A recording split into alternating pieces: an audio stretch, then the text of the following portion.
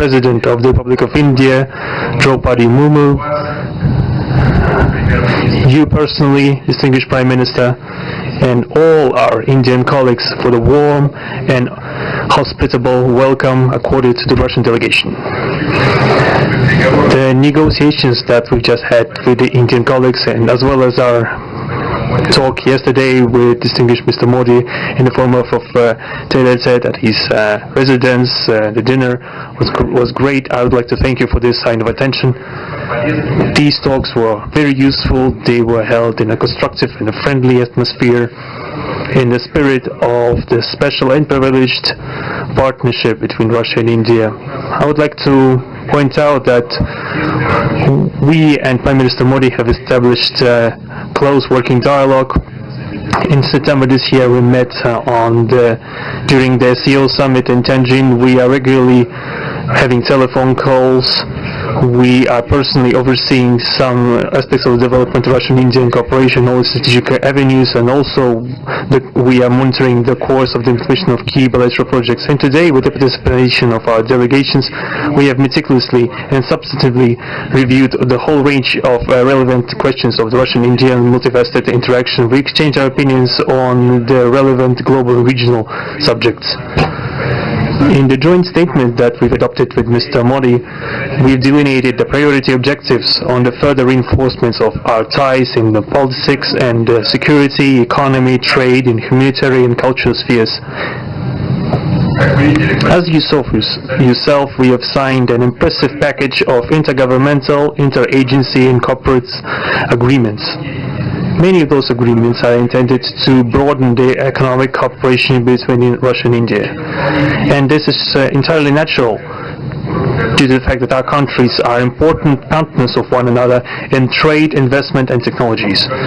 Last year, our bilateral trade turnover has grown by 12%, setting another record. According to different data, this number may look different, but it is generally around $64 billion US. Currently, we are forecasting that the results of this year will remain at the same impressive level. At the same time, as I perceive it, we are up to the task of getting this number to the level of $100 billion. And to reach this important goal, we have harmonized the program of development of Russian-Indian economic cooperation until 2030. This comprehensive document gives us concrete set of objectives. The Intergovernmental Commission, the ministries and different agencies of the economic bloc of both countries have set objectives to remove barriers hampering the goods flows and capitals, the implementation of joint projects and deep technology and innovation cooperation. And distinguished Prime Minister gave us a whole list of challenges that deserve the most attentive focus of our government. We will do that. The growth of Russian-Indian commercial links would be helped by the creation of a free trade zone between India and the Eurasian Economic Union. We are already conducting work on the corresponding agreement. I would like to note with satisfaction that our countries are gradually moving to the use of national currencies in mutual settlements. The share of these national currencies is already 96% in commercial deals. We have established resilient channels of credit, financial, and interbanking cooperation. Russian economic operators have broadened the sphere of use of Indian rupees, which we receive from the fulfillment of export contracts. Russian rubles have been used to provide loans for large joint projects. We are also seeing successful partnership in energy. Russia is a reliable supplier of oil, gas, coal, and everything that is required for the development of India's energy. We are ready to continue uninterrupted shipments of fuel for the fast-growing Indian economy. Of course, the bilateral interaction in energy does not limit to that. We are also conducting a flagship project to build the largest Indian nuclear power plant, Kudankulam. 2 out of 6 reactor units have been already connected to the energy network, and 4 are still under construction. Getting this nuclear power plant to full power output will give an impressive contribution to the energy requirements of India. It will help supply Indian enterprises and houses with cheap and clean energy.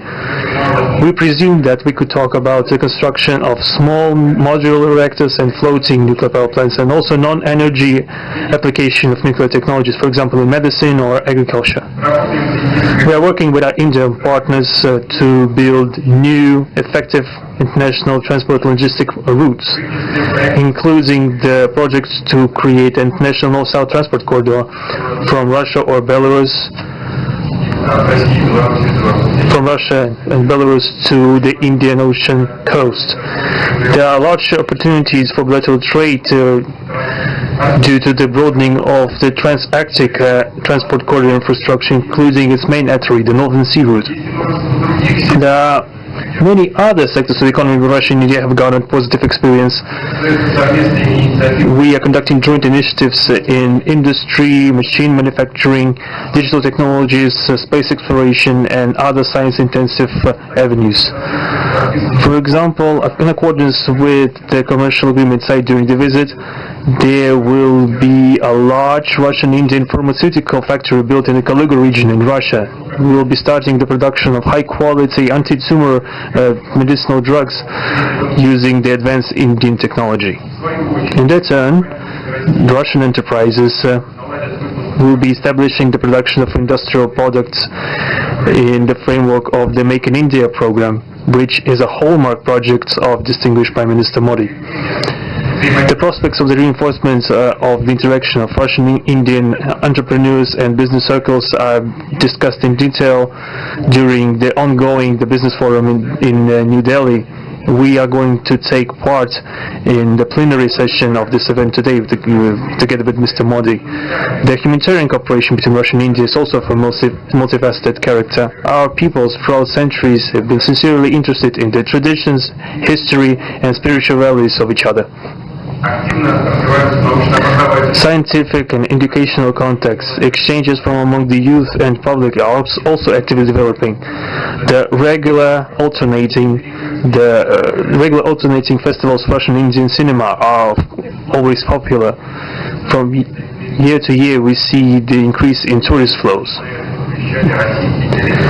Today, the Russian TV channel RT is starting its broadcast in India. The new channel will undoubtedly help the Indian audience to better know Russia and Russians, and also to receive an objective information regarding what is going on in our country today.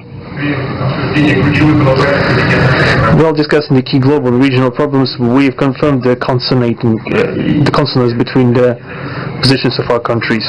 Russia and India are conducting independent and self-sufficient foreign policy together with the like-minded countries in BRICS and SCO, and from among other countries of the global majority. We are promoting the processes of forming of a more just and democratic multipolar world order. We are defending the main principles of the international law enshrined in the Charter of the UN.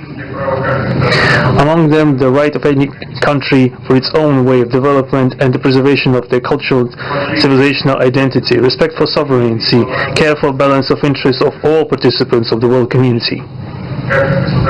As state founders of the BRICS, Russia and India have done a lot of things, and continue to do more to increase the authority of organization. As you know, next year India will assume the chairship in the BRICS. We will provide all necessary assistance to our Indian friends in the work on the relevant BRICS agenda. I would like to point out Russia and India are traditionally closely cooperating in the military technical sphere. Our country for the last half a century has been helping to arm and modernize the Indian Army, including the air defense forces, aviation, and the Navy. In general, we are undoubtedly satisfied with the results of the negotiation we just had.